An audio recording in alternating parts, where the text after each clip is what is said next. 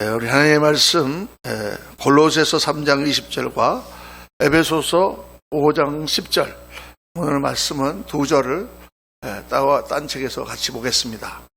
골로새서 3장 20절, 에베소 5장 10절, 우리 다 같이 한 목소리로 골로새서 3장 20절 읽습니다.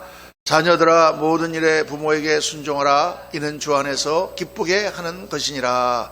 에베소 5장 10절, 주께 기쁘시게 할 것이 무엇인가 시험하여 보라. 아멘. 아멘. 오늘 이 두 절 말씀을 중심으로 부모님을 기쁘시게 하는 삶이라는 제목으로 이런 말씀을 나누겠습니다. 오늘은 어버이 주일입니다. 어버이 주일이니까 당연히 부모님들에게 효도하라 이런 말씀을 전해야겠는데, 또 우리 중에는 부모님들이 이미 돌아가신 분들도 있고, 그래서 오늘 본문을 같이 5장 10절, 에베소 5장 10절과 같이 잡았습니다. 주께 기쁘시게 할 것이 무엇인지 시험하여 보라. 오늘 설교 말씀은 양면으로 주시는 말씀입니다. 한편으로는 부모님을 기쁘시게 하는 삶, 또 한편으로는 영의 아버지 하나님을 기쁘시게 하는 삶, 주님을 기쁘시게 하는 삶. 사실 육신의 부모님을 기쁘시게 하는 거나 또 하나님 아버지를 기쁘시게 하는 삶이나 원래는 똑같습니다. 다 부모님이기 때문에. 그렇죠. 하나님을 기쁘시게 하는 삶이 딱 이게 기본이 되어 있는 사람은 부모님도 기쁘시게 하고, 부모님을 기쁘시게 하는 원리를 가지고 우리가 하나님을 섬기면 하나님이 기뻐하시는 삶이 되죠. 그래서 오늘 말씀은 내가 부모가 없다 그러면 하나님을 내가 이렇게 우리의 부모님으로 이렇게 섬기겠다, 이렇게 말씀을 받으시면 됩니다. 오늘 말씀은 주께 기쁘시게 할 것이 무엇인가 시험하여 보라. 시험하여 보라. 이 시험하여 보라는 말이 굉장히 중요한 말입니다. 이 영어로 find out, 찾아봐라, 그런 뜻입니다. 그냥 찾는 게 아니라 열심히 연구해서 딱 찾아내는 것을 말합니다. 이 말 자체의 원뜻이 시험하여 보라, 그 말은 열심히 생각하고 연구하고 기도해 보라, 그런 뜻입니다. 다시 말하면 믿음이나 사랑이라는 것은 구체적이어야 된다, 그런 뜻입니다. 구체적이고 무엇을 어떻게 할 것인지를 생각해서 하라는 거예요. 그냥 되는 대로 하는 것이 아니고, 그러니까 하나님을 믿는 신앙도 되는 대로 그냥 신앙생활을 하는 게 아니라 어떻게 하면 하나님이 가장 기뻐하시는 신앙생활을 할 수 있을까? 어떻게 하면 오늘 정말 하나님이 기쁘시게 하는 그런 행동을 할 수 있을까? 이렇게 생각하면서 연구하면서 찾으면서 그렇게 하라, 그 말입니다.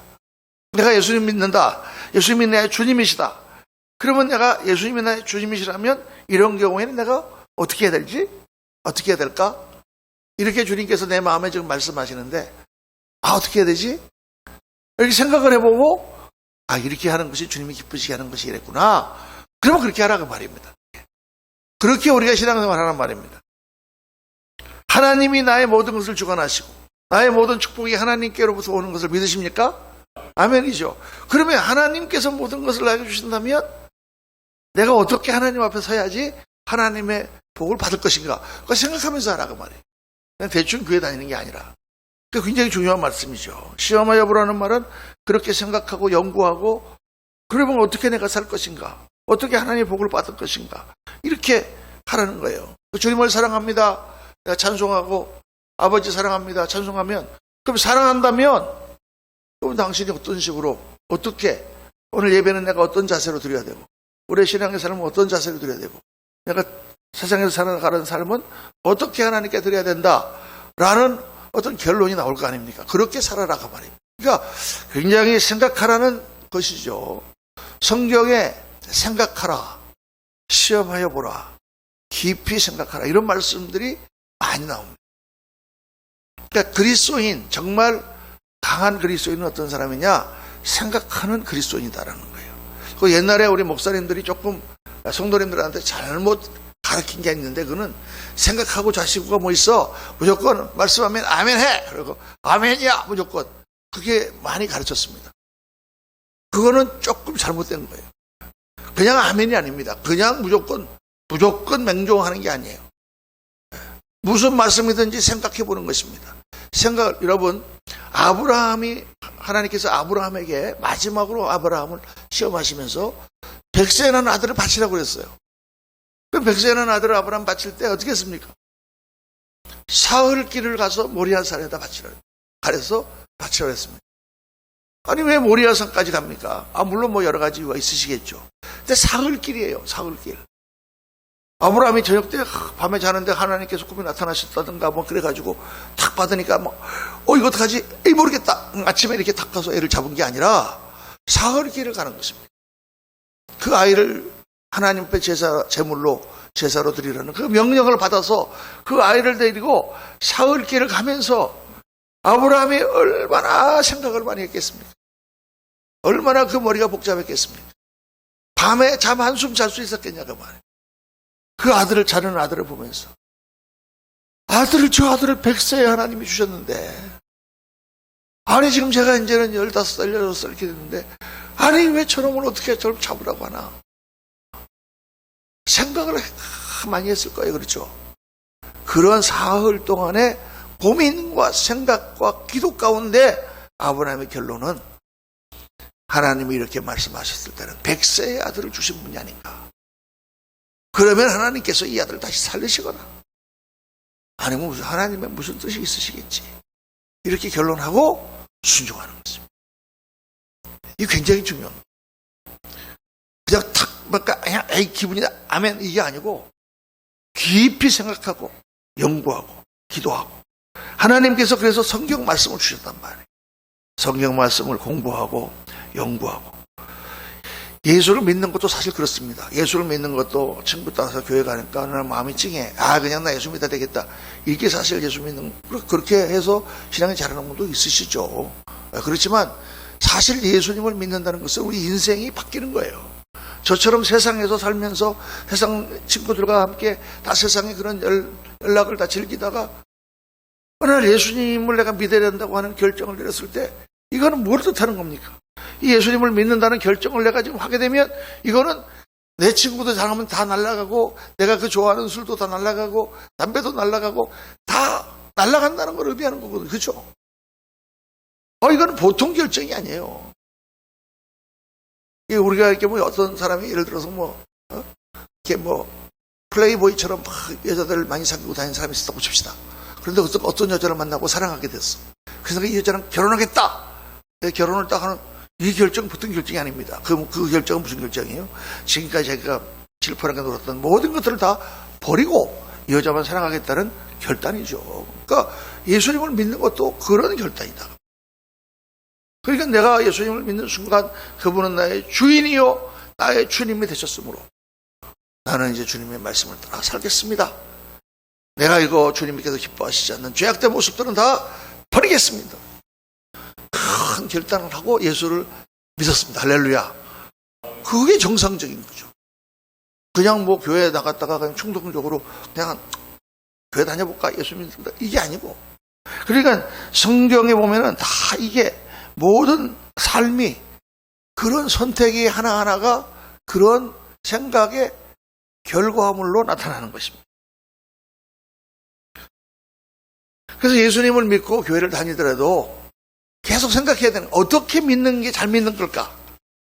그냥 무조건 목사님 나오라 그러니까 하고 그냥 끌려다니는 수동적인 삶을 사는 게 아니라 어떻게 하는 게 하나님을 기쁘시게 하는 것일까? 어떻게 하는 게 내가 신앙생활을 잘하는 것일까? 어떻게 하는 것이 하나님께 복을 받을 것일까? 이런 거를 깊이 생각하며 행동하는 삶. 그게 그리스도인이다. 그 믿음이 그런 것입니다. 그런데 사랑도 그런 거예요. 사랑도 우리 감정을 따라서 그냥 충동적으로 하는 게 아닙니다. 세상에서는 love is feeling. 감정이다. 느낌이다. 근데 여러분 느낌이 아니에요. 느낌이라는 것은 업됐다가 다운됐다가 그러는 거예요. 근데 성경이 말씀하는 사랑은 뭡니까? 명령이에요. 할 수 없어도 해야 되는 거예요. 그래서 제가 결혼하는 그런 신혼부부들에게 제가 주례를 서면 꼭 그런 말을 합니다. 여러분은 서로 사랑하기 때문에 결혼한다 이렇게 생각했지만 절대 그렇게 생각하면 안 됩니다. 사랑하기 때문에 결혼하는 게 아니라 사랑하려고 결혼하는 것이다. 앞으로 계속 살면서 지금은 데이트하면서 좋은 일만 있으니까 세상에 이런 사람이 없을 것처럼 보이지만 살다 보면 그 사람의 단점도 보고 별의별 희한한 일도 생기고 나쁜 일 좋은 일 다 생길 텐데 그러한 모든 상황에도 불구하고 아플 때나 건강할 때나 가난할 때나 부자 때나 다 내가 당신을 사랑하겠습니다 라고 약속하고 결혼식 하는 거죠. 그렇죠. 그것은 의지적인 결단이고 그런 서약입니다. 제가 얘기를 딱 해줍니다. 그렇습니다, 여러분. 그러니까 그냥 우리가 기분 나면 하는 거 그렇게 생각하면 안 되고 의지적인 발동, 내가 이러니까 이렇게 해야 되겠다.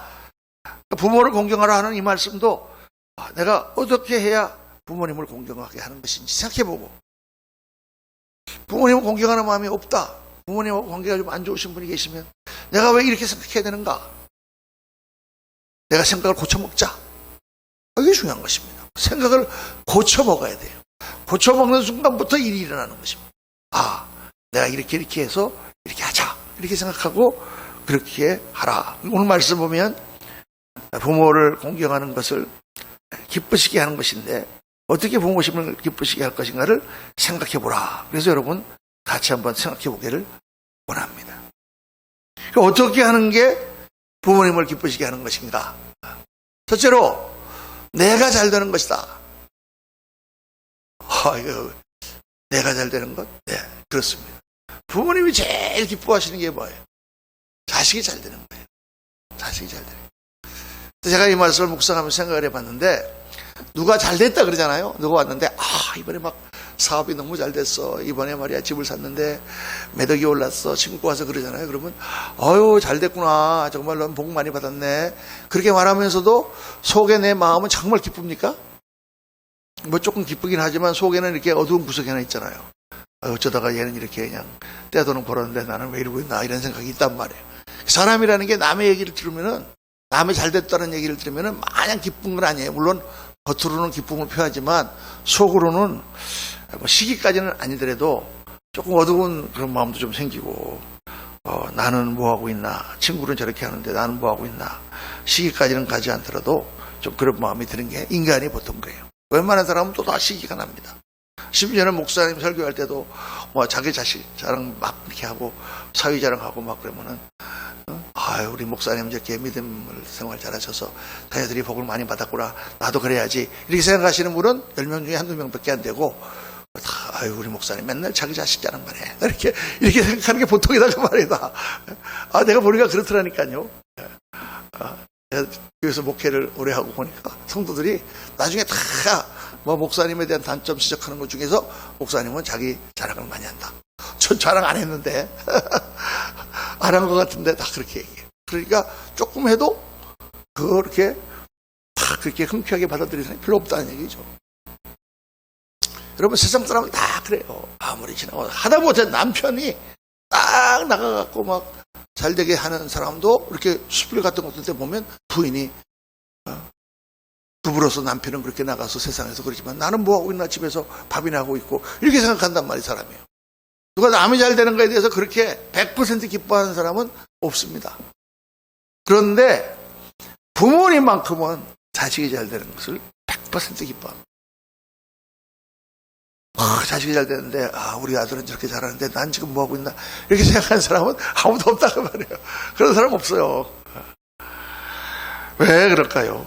부모는 자식이 자기의 분신, 자기와 거의 동일체입니다. 그렇기 때문에 자식 잘 되는 것만큼은 질투가 없어요. 자식 잘 되는 것만큼은 그것보다 더 큰 기쁨이 없어요. 자기가 잘 되는 것보다 더 기뻐. 그래서 어디 가서 이렇게 칭찬할 때도 아들을 보면서 이거 아빠보다 더 잘생겼네 그러면 다 좋아해요. 할렐루야. 아니면 나를 못생겼다 그러나 기분 나쁘게 이렇게 하는 사람이 없어. 자기 아들이 더 잘났다 그러니까 더 좋아. 그래서 부모에게 가장 큰 효도는 내가 잘 되는 거예요. 내가 바르고 알차고 건강하고 사람들 앞에 높임을 받고, 그리고 모든 면에서 보람되고 힘있는 인생을 사는 거, 그것만큼 기쁘고 행복한 그런 게 없어요. 부모들은 다 자식의 행복을 위해서, 제가 미국 가려고 할 때도 우리 아버님이, 돌아가신 아버님이 반대를 많이 하셨습니다. 이놈아, 큰아들이 가면 어떡하냐. 그래도 가겠다 그러면, 그래, 가서 그래도 네가 그러면 잘 살아봐라. 자식의 행복을 빌어주지, 네가 가면 난 어떻게, 이렇게 얘기하는 부분은 없다고 말이죠. 가끔 돌연변이가 한두 명 있긴 하지만은 거의 없다고 말입니다. 반대로 가장 큰 불효는 뭡니까? 그거는 내가 못 사는 거예요. 부모의 근심이 되는 거예요. 전화가 왔는데 그래 요즘 어떠냐 그러면 아버지 요새 고생이 너무 심하고요. 그냥 빚 때문에 살 수가 없어요. 막 그러면은 그날 밤부터 잠도 못 잡니다. 부모는. 그 때문에. 그 아이가 마음에 걸리고 원난 아들이 마음에 걸리고 형제지간이 많은 서너 명 되는 가정을 보면 늘 잘 사는 애들한테 용돈 받아가지고 다 쌈짓돈 하고 있다가 못난 놈 오면은 다 그놈한테 줍니다. 그럼 와가지고 그냥 왜 어머니는 왜 걔한테 그 돈을 주세요? 걔는 가면은 다 없어지는 돈인데 그래도 그걸 줘야 되는 거예요. 그렇죠. 그래서 가만히 생각해 보니까 정말 자기가 제대로 못 사는 것만큼 불효가 없더라고. 내가 잘 되는 것이다. 그런데 그렇게 생각하고 보니까 하나님이 원하시는 게 뭐냐? 우리한테 다 내가 잘 되는 게 원하는 거예요. 하나님. 성경 말씀 전체가 뭡니까? 하나님 위해서 주신 말씀입니까? 성경 말씀이 하나님 위해서 주신 말씀이 아니고 나를 위해서 주신 말씀이잖아요. 내가 아름답고 건강하고 복되고 영광된 삶을 살기 위해서 하나님이 말씀을 주신 것이지 특별히 하나님께서 원수를 사랑하는 말씀을 주시면서 그렇게 말씀하셨어요. 원수를 사랑하는 게 원수를 위해서 내가 하는 말이냐? 아니다 그 말이에요. 그 원수를 미워하는 마음 때문에 고통당하고 옥에 갇혀있는 너 거기서 자유하고 원수를 사랑해버리고 그냥 네가 잘 되라는 것이 원수를 사랑함으로 하나님을 기쁘시게 해서 네가 잘 되라고 너한테 지금 복 받으라고 하는 얘기지 원수 잘 되라고 하는 얘기가 아니지 않냐. 그게 성경 말씀에 나오지 않습니까? 그러니까 하나님이 기뻐하시는 거는요 내가 잘 되는 거예요. 미가서에 보면 내가 무엇을 가지고 여호와 앞에 나가서 높으신 하나님께 경배할까? 무엇을 가지고 기뻐할까? 하나님을 기쁘시게 할까? 천천의 수양이나 만만의 그러한 짐승을 하나님께 제사로 드려서 그 기름으로 하나님을 기쁘시게 할까? 아니다 그 말입니다. 8절의 결론이 사람아 주께서 선한 것이 무엇임을 내게 보이셨나니 여호와께서 내게 구하시는 것은 오직 정의를 행하며 인자를 사랑하며 겸손하게 내 하나님과 함께 행하는 것이 아니냐. 내가 바른 삶을 사는 것 이게 하나님을 기쁘시게 하는 것이다 라고 말씀합니다. 오늘 이 말씀을 깊이 묵상하시면서 정말 잘 살자 할렐루야. 이게 하나님을 기쁘시게 하는 것이고 부모님을 기쁘시게 하는 것이다. 정말 그렇게 결단 다시 한번 하시는 저와 여러분 되시기를 예수님 이름으로 축원합니다. 둘째로 하나님이 기뻐하시는 그런 삶은 자녀 부모님께 기쁘시게 하는 것은 오늘 말씀대로 사랑으로 순종하는 것이다.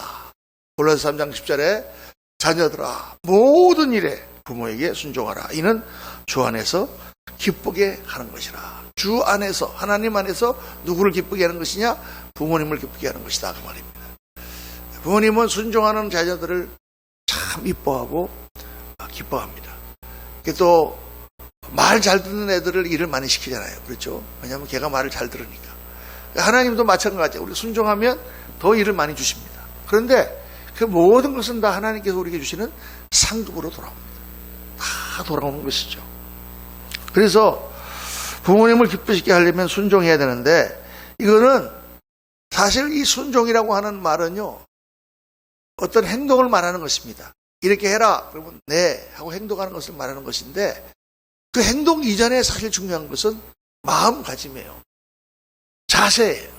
내가 순종하려는 자세로 살고 있는 거예요. 마음 자세가 중요해요. 마음은 순종하려는 마음이 아닌데 겉모양으로만 내가 지금 그렇게 순종하려고 한다. 그러면은 그거는 굉장히 불순한 거예요. 어떻게 보면.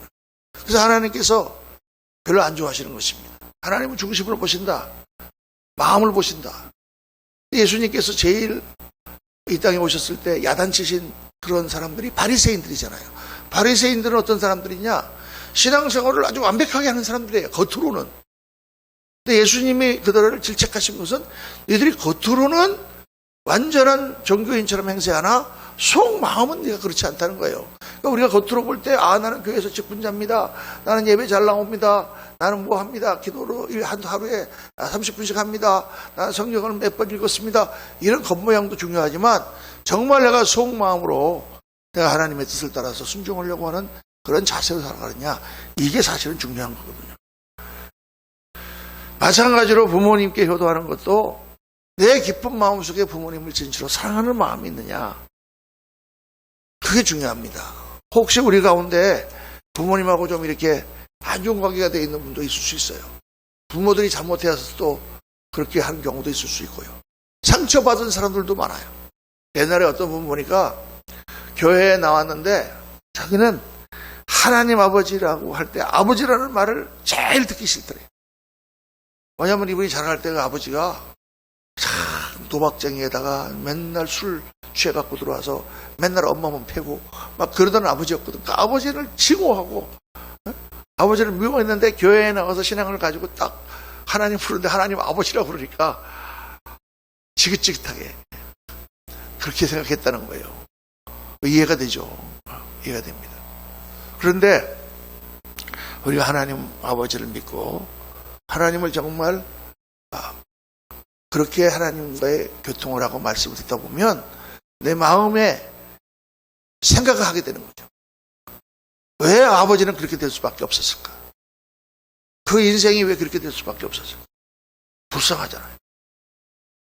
왜 인간이 죄성 가운데 빠져가지고 그렇게 정말 더럽고 자식에게 조차 버림받는 인생을 살 수밖에 없었을까? 이렇게 생각하고 기도하는 가운데 아버지를 용서하고 그리고 어떻게든지 관계를 회복하려고 하는 그런 노력을 해야 된다. 그런 말입니다. 네.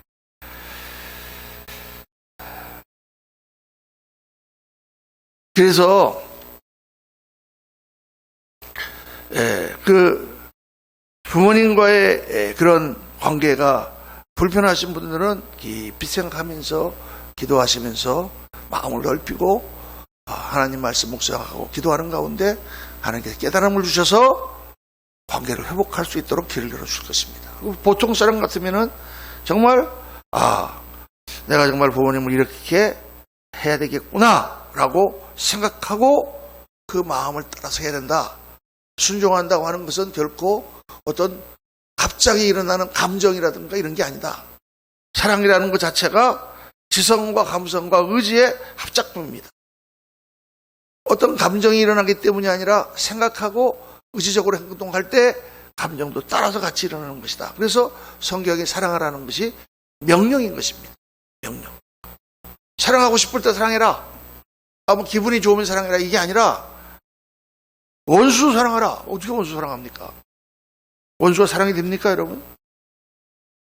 되지 않습니다.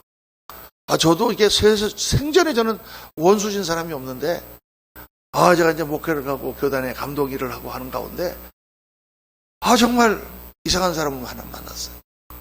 내가 얼마나 그 사람을 밀어주고, 정말 잘해줬는데, 이 사람이 나를 배반한 거예요. 그게 너무 그 상처가 돼가지고, 감독을 마치고 이게 교회 목회를 갔는데요. 용서가 안 되는 거예요. 새벽마다.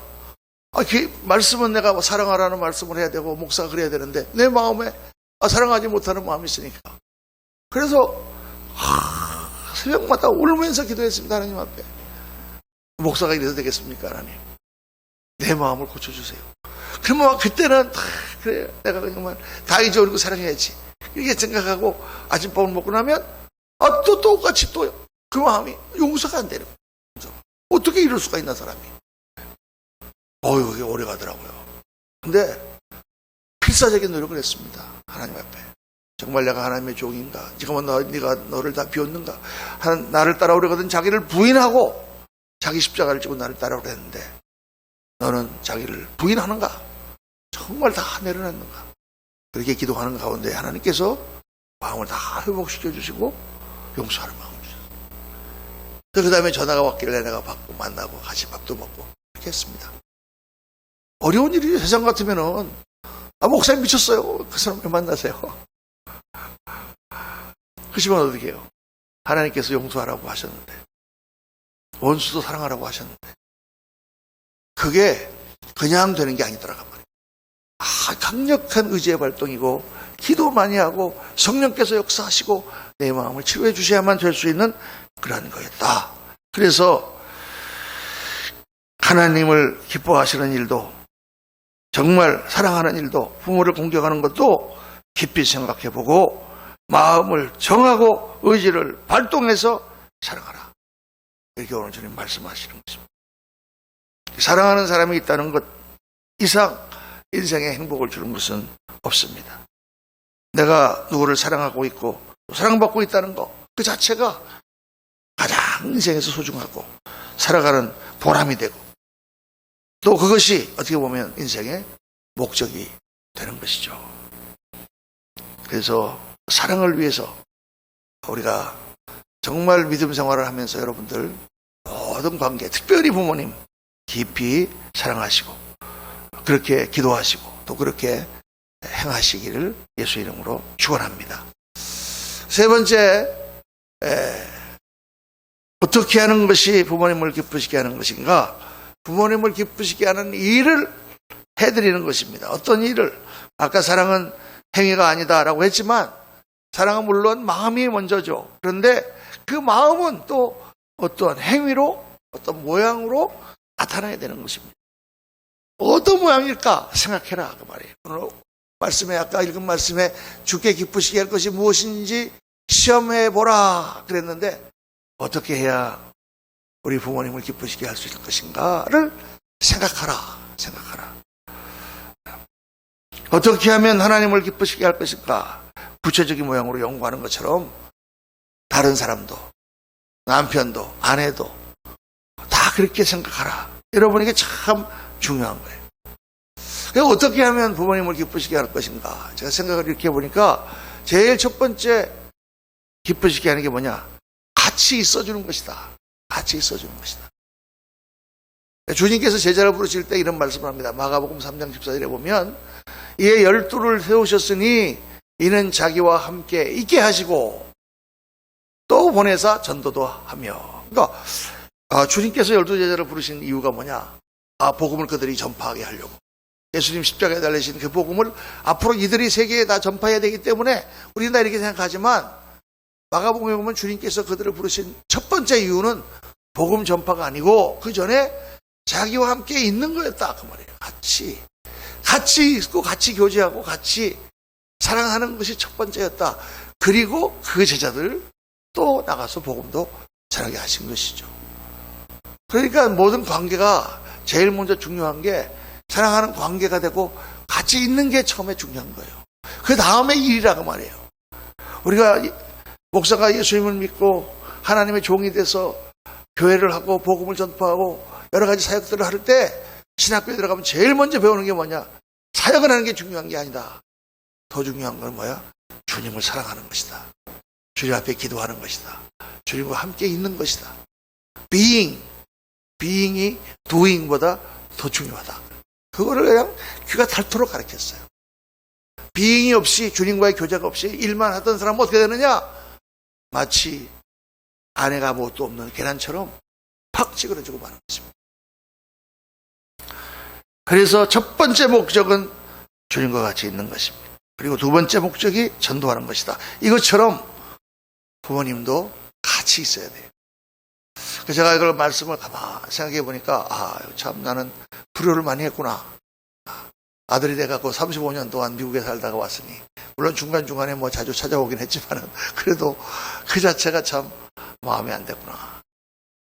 같이 좀 많이 있어드려야 되겠다. 그런 생각을 합니다. 그 다음에는 어떤 모양이 중요한가? 대화해 주는 거, 이해해 주는 거. 나이가 드신 분은 말씀을 많이 들어드려야 돼요. 근데 노인들 말 듣기가 어렵죠. 왜? 한 말 또 하고 한 말 또 하고 자꾸 하고 그러니까. 그래서 옛날에 뭐 어떤 분이 그런 책에 그런 게 나와요.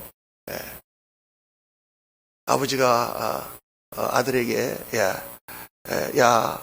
바깥에 종달새가 오는구나. 네 그래요. 그런데 또 조금 있다가 야 아들아 바깥에도 종달새가 오는구나. 네 아까 얘기하셨잖아요. 그래 알아요. 또 조금 있다가 또 아들아 바깥에 종달새가 오는구나. 그러니까 아이고 아버지가 몇 번씩 얘기하세요. 하고 짜증을 확 내더라는 거예요. 그러고 나서 이제 아버지가 돌아가셨는데 아들이 유품을 정리하다가 책을 봤는데 아버지의 일기장을 봤다는 거잖아요. 일기장을 봤는데 일기장에 자기가 어렸을 때 3살 됐을 때 일기가 아주 옛날 일기가 써 있는데 오늘 우리 아들이 말을 처음에 하기 시작했다. 그러면서 아빠 저기 종달새가 있네 하고 말을 했다. 그런데 또 자꾸 그 말을 하는데 나는 100번도 그 말을 들어줬다 이렇게 나왔다는 거야. 그래서 막 그걸 보고 막 울었다는 얘기가 있잖아요. 그죠? 아들이 말을 하면은 그게 이뻐가지고 똑같은 말을 계속 하는데도 아이고 그래 또 해 그러는데 그냥 노인네가 똑같은 말 3번만 하면 짜증을 낸다고 말해요. 이 말을 들어주는 것이 사실은 상담하기 위해서 제일 첫 번째 원리죠. 상담학을 공부를 하면 제일 첫 번째가 상담하러 오신 분의 이야기를 들어줘라. 얘기하지 말고 그냥 자기 얘기를 들어줘라. 근데 우울증 치료 같은 게 다 그런 게 많아요. 그 얘기를 다 들어주다 보면 자기 얘기를 그냥 하다 보면 자기가 그냥 한 2시간, 3시간, 4시간 하다가 보면 마음도 다 풀어지고 또 자기가 해답을 다 얻습니다. 그러니까 앞으로 제가 이렇게 살게요. 그러고 가요. 난 아무 말도 안 했는데. 그게 뭐냐. 마음이 실타래처럼 다 꼬여있기 때문에 꼬여있는 마음이 이게 풀리지 않는 것입니다. 근데 이 꼬여있는 마음이 하나씩 얘기하면서 다 한 가닥 이렇게 풀어지다 보면 그 마음의 정리가 되고 해답도 다 나오고 치료가 되고 막혀있던 응어리져 있던 그것들이 다 풀리는 거죠. 그래서 사실 들어주는 것이 참 중요합니다. 저도 그거 잘 못하는데 부모님 말씀도 잘 들어드리고 옛날에도 저희 어머니도 우리 어머니 와서 예배드리고 계시지만 옛날에 아버지가 많이 아프시고 저럴 때 크게 우울증이 생기셨다 그래요. 그래서 뭐 그냥 얼핏 하면 눈물이 나고 누가 만나도 그냥 가슴이 그냥 멍해오고 제가 미국에서 왔는데 그때 저기 용문에 사실 때인데 그게 이제 시각하신 것 같아. 그래서 같이 저기 용문산 거기에 있는 어떤 식당에 갔습니다.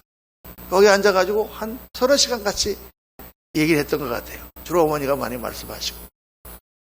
쭉 이 얘기 저 얘기 뭐 누가 속색인 얘기 뭐 하고 뭐 어쩌고 저쩌고 뭐 얘기하다 보니까 뭐 얘기 저 얘기 다 그냥 뭐 동생들 한 일이라든가 뭐 주위의 사람들 다 얘기 나오고 그러다 보니까 뭐 나중에 옛날에 시집 올 때 자기가 뭐 18살 때 뭐 아버지 만났던 얘기까지 그냥 쭉 한 30시간 그러니까 얼굴이 완전히 편해지시고 좋아지셨어요.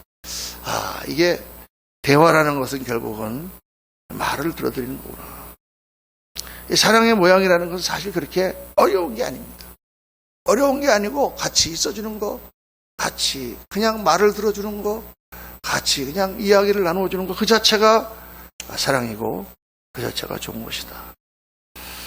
또 실질적으로 우리가 무엇도 해드려야 하는 것이 중요합니다.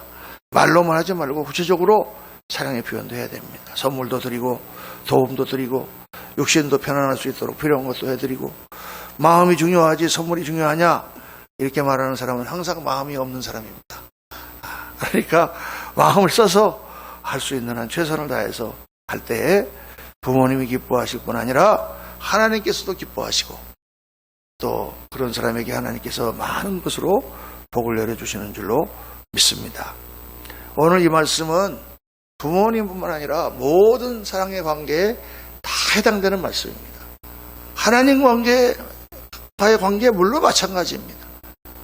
하나님께서 나를 향한 그 심정을 이해해 보시려고 하신 적이 있습니까? 하나님이 지금 나를 어떻게 생각하실까? 그걸 한번 생각하면은 나를 어떻게 생각하실까? 한심해요. 이러면 안 되겠구나. 근데 제가 목회를 하면서 깨달은 건데 이제 목회를 오래 하니까 깨달아지는 게 목회를 잘하는 게 뭔가 하나님께서 저 성도를 어떻게 생각하는가 하는 그 심정을 깨닫는 거다. 이렇게 깨달으면서 하나님이 저 성도를 어떻게 어떤 사람은 이상하거든요. 어떤 사람은 좀 별난 사람이 있잖아요. 어떤 사람은 뭐 초신자니까 그렇다 치고 어떤 사람은 뭐 신앙생활 오래 했다는데 성격이 별난 사람도 있고 별의별 사람이 다 있잖아요. 목회를 하다 보면. 그런데 하나님께서 저 사람을 어떻게 생각하실까를 딱 기도해 보면 나도 이해가 가요. 그렇구나. 그래서 그렇구나. 그러고 나면 목회가 훨씬 마음이 편해지고 잘 되는 거예요. 부부간의 관계도 마찬가지입니다. 어떻게 저 사람을 기쁘게 할까 한번 깊이 연구해보고 기도해보고 생각해보고 그렇게 구체적으로 사랑해야 됩니다. 사랑은 서로를 기쁘게 해주는 것이다. 오늘 아침 다시 한번 깊이 한번 묵상해 봅시다. 우리가 잘하고 있지 못하는 부분들이 많이 있지만 정말 부모님, 자식들, 부부간에, 교우간에 나는 내가 사랑하는 그들을 기쁘게 해주고 있는가? 그리고 구체적으로 뭘 하고 있는가? 한번 깊이 생각해 보시고 오늘 특별히 어버이날을 맞아서 우리 인생이, 우리의 신앙의 삶이 하나님을 기쁘시게 하고 우리 부모님들을 기쁘시게 하는 진정한 신앙자들이 되시기를 예수님 이름으로 축원합니다. 기도하겠습니다. 아버지 하나님, 오늘 저희들 말씀을 묵상하며 참 우리가 부족한 것이 많았음을 다시 한번 주님 앞에 고백하고 깨닫습니다. 아버지 하나님, 정말 주님 말씀을 따라서 또 우리가 정말 하나님을 사랑하고 부모님을 공경한다면 정말 기쁘시게 하는 그런 삶을 살 수 있도록 도와주시고 부모님뿐만 아니라 남편과 아내 사이 또 형제간의 모든 사람들과 서로를 기쁘게 하는 아름다운 인격, 아름다운 삶의 모습이 되도록 하나님 인도하시고 역사하여 주옵소서. 우리 구주 예수 그리스도 이름으로 기도하옵나이다. 아멘. 아멘.